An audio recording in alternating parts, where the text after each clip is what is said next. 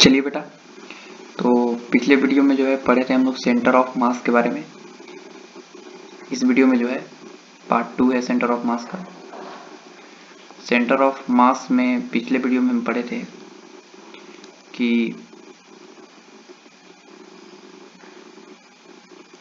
क्या पढ़े थे कि कोई भी ऑब्जेक्ट हो उसका मास जो होता है वो किसी पॉइंट पे क्या रहता है, कंसंट्रेटेड रहता है।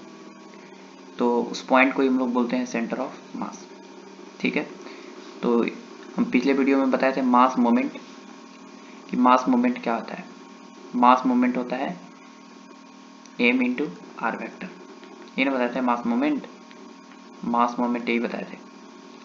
तो इस वीडियो में जो है हम पढ़ने वाले हैं सिर्फ कि किसी भी ऑब्जेक्ट का सेंटर ऑफ मास जो है वो निकालने का तरीका क्या होता है।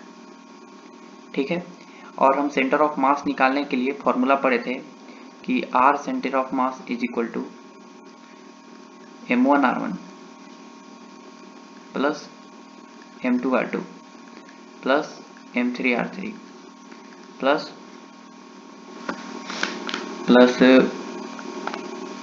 m4r4 plus dot dot dot infinity तक जितना मास लिया रहे by summation of mass m1 plus m2 plus m3 plus so on, बहुत सारा मास है।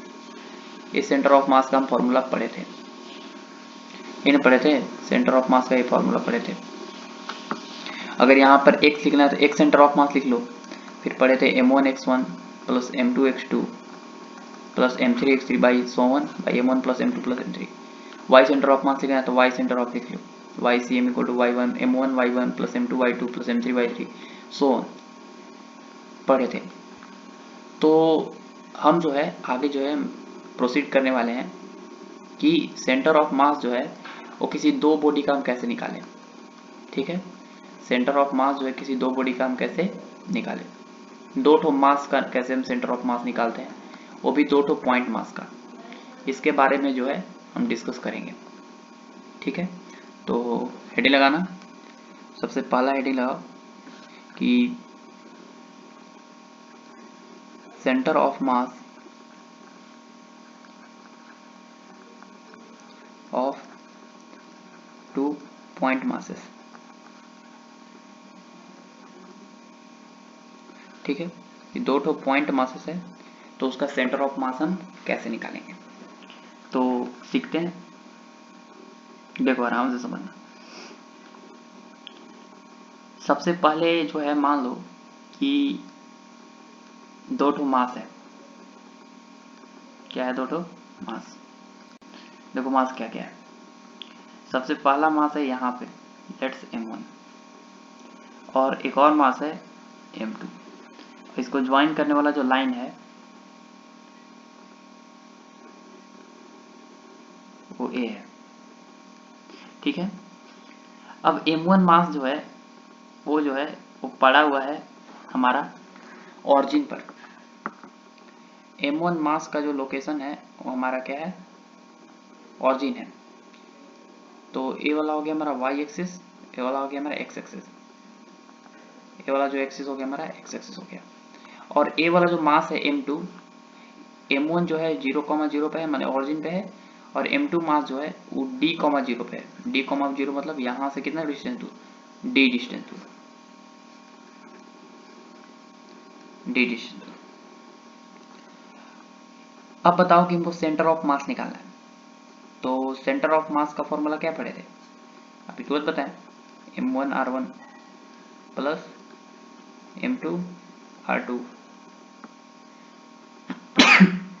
Plus m3r3 plus so on by m1 plus m2 plus m3 plus so on. अब एक बात बताओ कि r centre of mass is equal to, हमको तो मास दो ही तो दिया हुआ है, एक m1 में एक m2। तो m1 इंटू r1, r1 कितना है, r1 है। पहले हम एक सेंटर ऑफ मास निकाल रहे हैं पहले, तो एक सेंटर ऑफ मास क्या होगा, xcm। तो m1 x1 लिख लो पहले, plus m2 x2 by m1 plus m2। पहले एक सेंटर ऑफ मास निकाल रहे हैं, m1 प्लस m2। तो एक सेंटर ऑफ मास कितना हो जाएगा, m1 तो m1 है ही, x1 कितना है 0, प्लस m2 है m2 इंटू x2 कितना है 0, सॉरी d है, x2 d है, d डिस्टेंस पर है ऊपर देखो d लिखा हुआ था, भाई m1 प्लस m2 है ना। देखो यहाँ पे d डिस्टेंस पे है ना, d, 0 है कोऑर्डिनेट, इसको बढ़िया से लिखते हैं। देखो d, 0 लिख देते हैं, d, ठीक है। अब समझो कि यहाँ पे हो जाएगा कितना, m2d by m1 plus m2, ठीक है। तो सेंटर ऑफ मास आ गया हमारे पास कितना, m2d by m1 plus m2।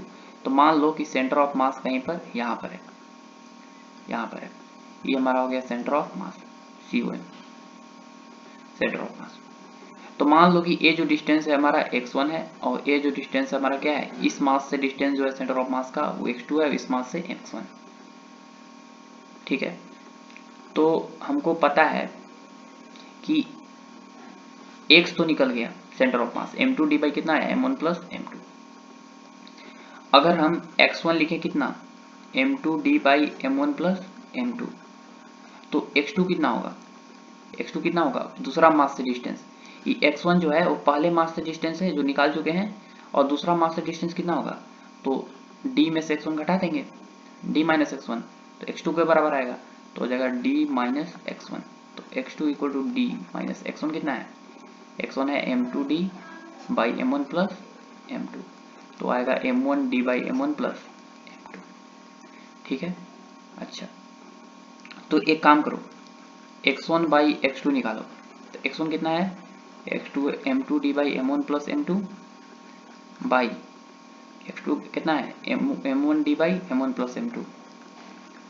ध्यान से देखो ये वाला क्या हो गया कैंसिल, d से d भी क्या हो गया कैंसिल, और हमारे पास x1 by x2 is equal to आ गया m2 बाई m1। बहुत इंपॉर्टेंट रिजल्ट आया है, x1 by x2 equal to कितना है m2 बाई m1। ये क्या है, ये क्या है, ये बहुत इंपॉर्टेंट रिजल्ट है। ध्यान से देखो कि x जो है सेंटर ऑफ मास का पोजीशन है, तो ये मास का इन्वर्सली प्रोपोर्शनल आया है, x2 नीचे तो मास ऊपर है, x1 ऊपर है तो मास नीचे है m1, तो इन्वर्सली प्रोपोर्शनल आया है, मतलब क्या कि x जो है इन्वर्सली प्रोपोर्शनल टू क्या हो गया 1 by m, centre of mass inversely proportional to क्या हो गया 1 बाई m। अब जिसका मास ज्यादा होगा, ज्यादा मास होगा तो x कम होगा, माने सेंटर ऑफ मास जो है उसके नजदीक लाई करेगा, ठीक है। जिसका ज्यादा मास होगा उसके सेंटर ऑफ मास जो है उसके नजदीक लाई करेगा, और जिसका मास कम होगा उसका सेंटर ऑफ मास जो है दूर लाई करेगा, ठीक है। तो यहाँ पे हमको पता चला ये चीज, क्लियर हुआ। तो एक पॉइंट हम लिखते हैं कि पॉइंट लिखो, नोट पॉइंट बहुत इंपॉर्टेंट पॉइंट है ये, नोट पॉइंट। नोट पॉइंट क्या पता चला हमको, नोट पॉइंट पता चला हमको कि centre of mass, centre of mass lies on line segment joining m1 and m2, joining m1 and m2। अच्छा एक बात बताओ, ई क्या लिख दिए कि सेंटर ऑफ मास जो है लाई करेगा m1 और m2 के ज्वाइन करने वाले लाइन पर, ठीक है। जैसे देखो ये था हमारा m1 और ये था हमारा m2, तो सेंटर ऑफ मास इन दोनों को ज्वाइन करने वाले लाइन पे ही ना लाई किया, ऐसा थोड़ी ना कि सेंटर ऑफ मास ऊपर लाई कर गया, नहीं। तो सेंटर ऑफ मास जो है उन दोनों के जोड़ने वाले लाइन पर ही लाई करेगा, ठीक है। और दूसरा नोट पॉइंट तो बताया भी कि जो भी सेंटर ऑफ मास है वो हैवियर ऑब्जेक्ट के नज़दीक होगा और जो लाइटर ऑब्जेक्ट होगा उसके दूर होगा। तो ये पहला नोट पॉइंट था, और दूसरा नोट पॉइंट है हमारा कि centre of mass will lie nearer to the heavier object and farther to the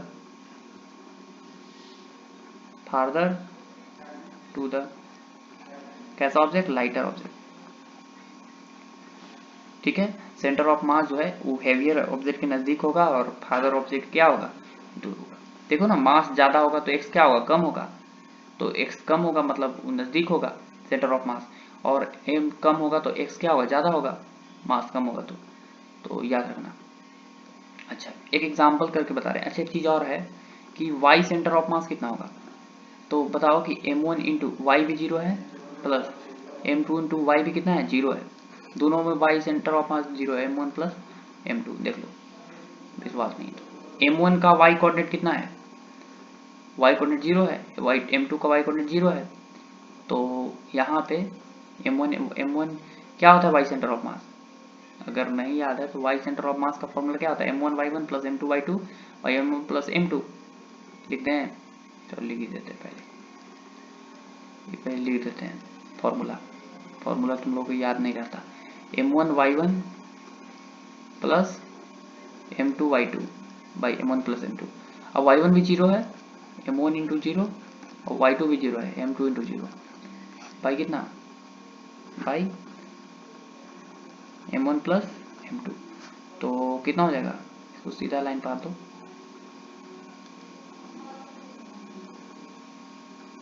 ठीक है। तो हमारे पास कितना हो जाएगा हमारे पास zero, y centre of mass zero हो गया, तो हमारे सेंटर ऑफ मास का लोकेशन पता चल गया, ठीक है। अच्छा, एक क्वेश्चन कर लेते हैं, क्या दिक्कत है, क्वेश्चन करते हैं कि ध्यान से समझो क्वेश्चन क्या है। क्वेश्चन हमारा कि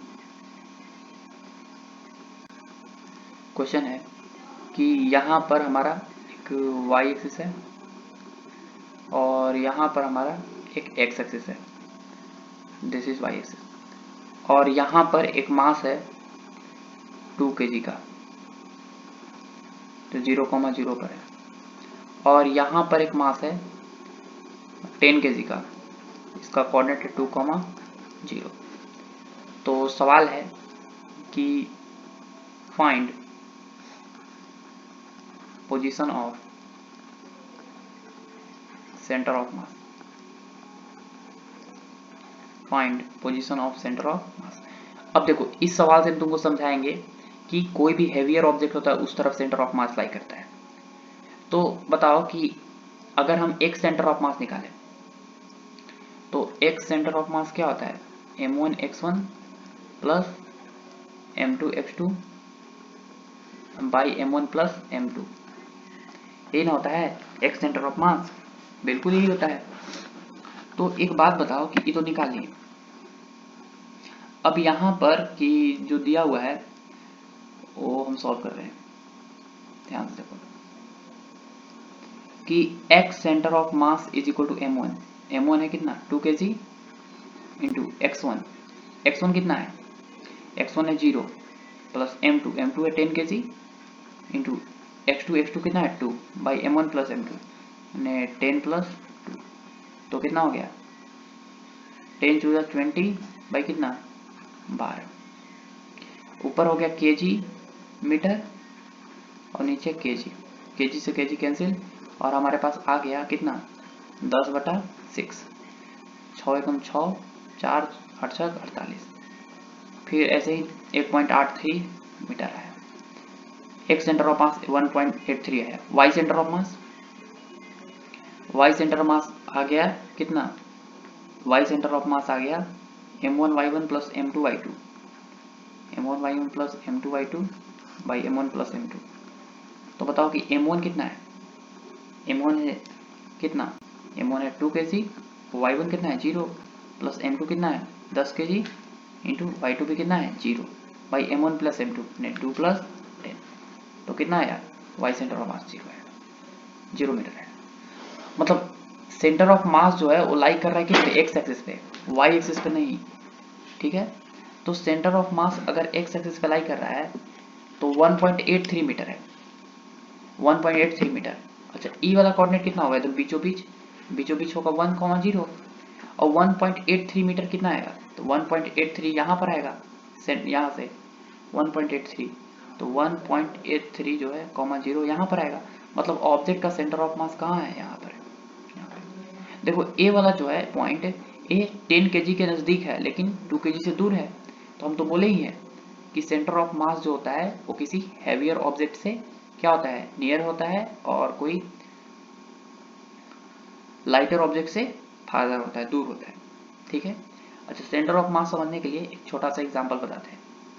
क्या करो कि एक लकड़ी ले लो, ठीक है, नोट पे लिख लेते हैं। एक लकड़ी ले लो वुड का, ठीक है, और यहाँ पर एक उंगली लगाओ और एक यहाँ पे उंगली रखो और उंगली को नजदीक करते जाओ करते जाओ करते जाओ करते जाओ करते जाओ, दोनों को बराबर करना है। जहाँ पे तुम्हारा उंगली जाके रुकेगा और वहाँ पे जो है वो अगर बैलेंस हो जाए, अगर वो लकड़ी या रॉड कोई भी, तो वहाँ पर जो है वो सेंटर ऑफ मास लाई करेगा। ठीक है, समझ में आना? प्रैक्टिकल रहता तो करके दिखा देते। उंगली को दोनों तरफ लाना है, नजदीक करते जाना है करते जाना है करते जाना है, जहाँ पे ये बैलेंस हो जाएगा वहाँ पे जो है ये रॉड का सेंटर ऑफ मास लाई करेगा। ठीक है, चलो क्लियर हुआ?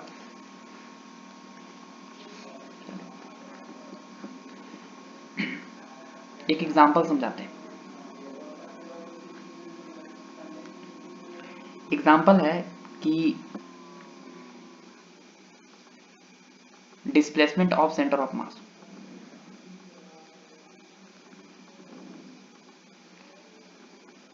एग्जांपल है कि जैसे दो ठो मास है। एग्जांपल है, एक मास है m1 और एक मास है m2, और दोनों को ज्वाइन करने वाला जो लाइन है वो ए वाला है, ऐसे। ठीक है, अब हुआ क्या कि m1 को डिस्प्लेस किया गया x1 और m2 को डिस्प्लेस किया गया x2। लिखा हुआ है कि if m1 is displaced by x1, m1 को जो है डिस्प्लेस किया गया x1, ठीक है, डिस्टेंस x1, m1 को डिस्प्लेस किया गया कितना, डिस्टेंस x1,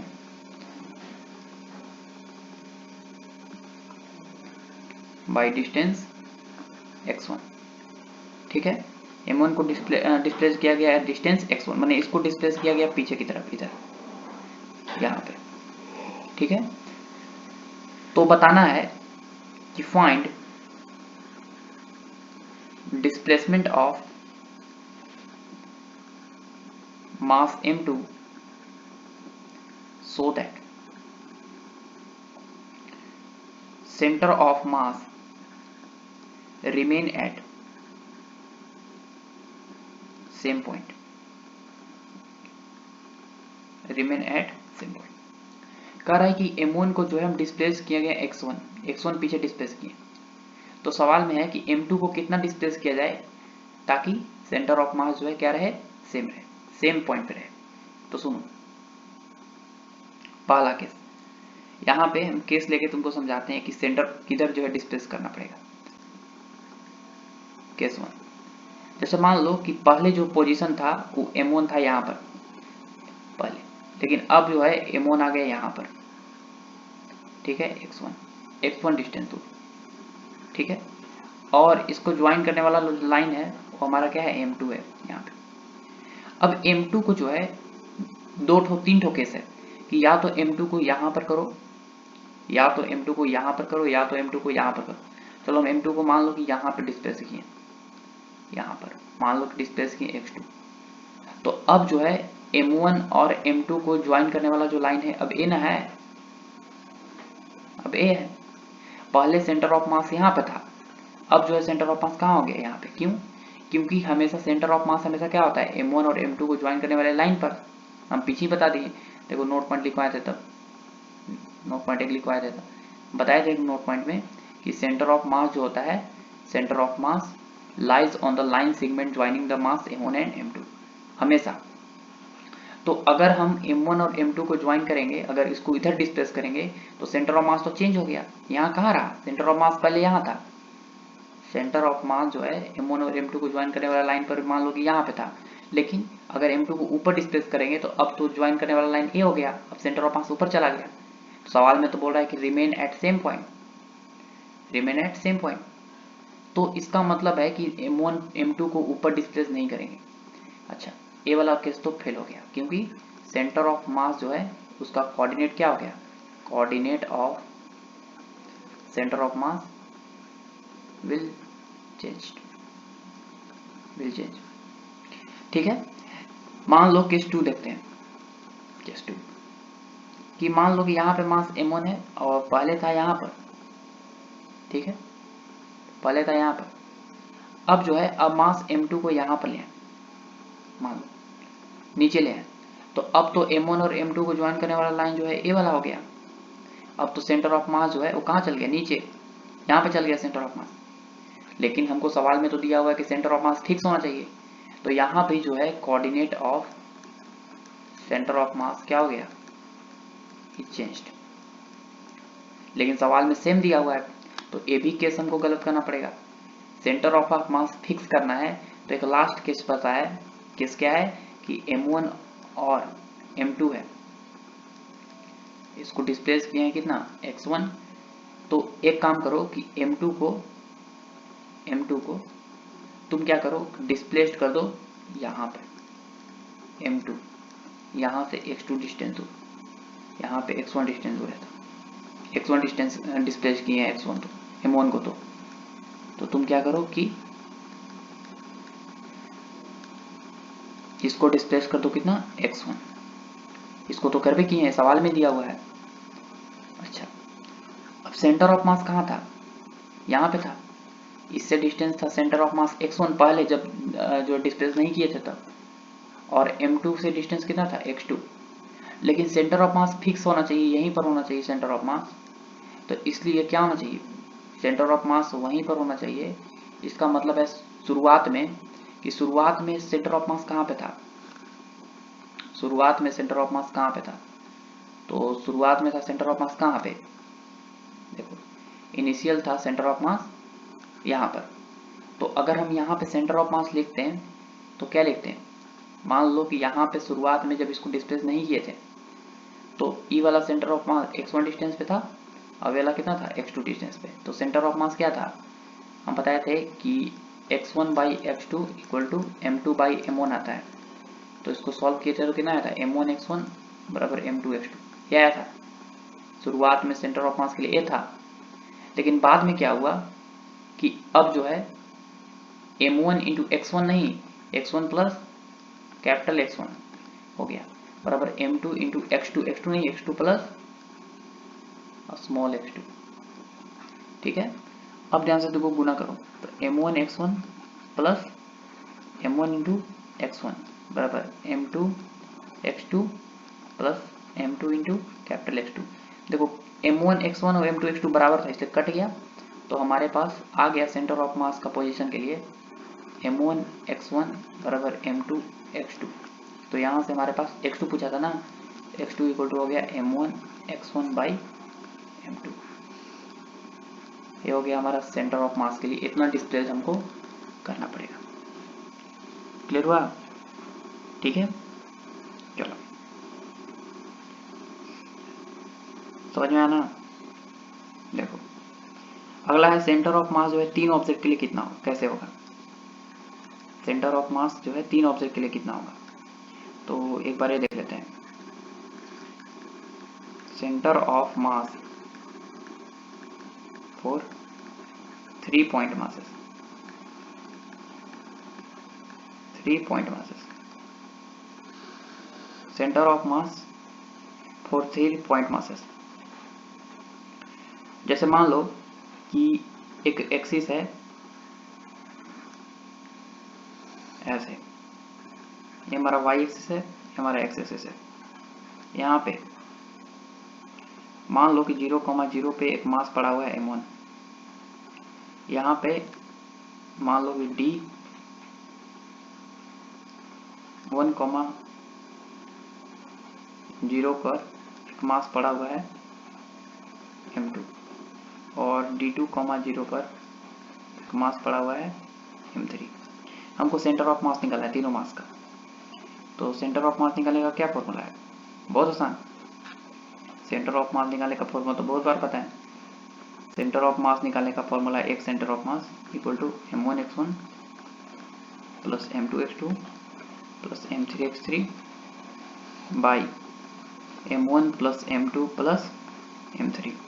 तो बताओ एक सेंटर ऑफ मास m1 कितना है 0 इंटू m1 प्लस m2 कितना है m2 है m2 into d1 plus m3 into d2 by m1 plus m2 plus m3। तो यहाँ पे एक सेंटर ऑफ मास कितना आ गया, एक सेंटर ऑफ मास आ गया m2 d1 plus m3 d2, m2 d1 by m3 d2 by m1 plus m2। ठीक है, क्लियर हुआ ना, ये सेंटर ऑफ मास का पोजीशन आ गया। अब हमको नहीं पता, उसमें वैल्यू रहेगा तो पता चलेगा। और y सेंटर ऑफ मास कितना हो जाएगा, तो कितना हो जाएगा m1 इंटू y1 जीरो है, m2 इंटू y2 भी जीरो है, प्लस m3 इंटू y3 भी जीरो है, by summation of mass m1 plus m2 plus m3। इसको सॉल्व करेगा तो कितना आएगा जीरो। तो y सेंटर ऑफ मास तो जीरो आना ही चाहिए। तो कहीं भी सेंटर ऑफ मास जो है लाई करेगा, हमको नहीं पता, यहाँ कहीं भी लाई कर सकता है, कुछ वैल्यू में पता रहेगा तब ना। ठीक है, चलो जैसे मान लो कि अगर ऐसा ही जो है, अगर सवाल में दो ठो मास को डिस्प्लेस करने के लिए दे दिया सवाल में, जैसे नोट पॉइंट में लिख रहे हैं हम, ठीक है ना, दे दिया जाए कि if masses m1 and m2 is displaced by x1 and x2, then what should be displaced by mass m3 so that center of mass remain at same point। ठीक है, कितना डिस्प्लेस होना चाहिए, तो हम क्या बोले कि दो ठो जो है मासेस उसको राइट में डिस्प्लेस कर रहे हैं मान लो, तो हम क्या बोलेंगे m1x1 प्लस m2 x2 बराबर क्या m3 x3। हमको x3 डिस्प्लेस करेंगे तो सेंटर ऑफ मास सेम रहेगा, तो m1x1 plus m2 x2 by कितना m3। जैसे पूछेगा तीन ठो मासेस है जिसमें दो ठो मास, चार ठो मासेस है जिसमें दो ठो मासेस को राइट में, दो ठो मासेस को लेफ्ट में, तो लिखेंगे कि m1x1 प्लस m2x2 बराबर m3x3 प्लस m4x4। ऐसे जो है सवाल पूछेगा तो हम बना सकते हैं। क्लियर हुआ ना।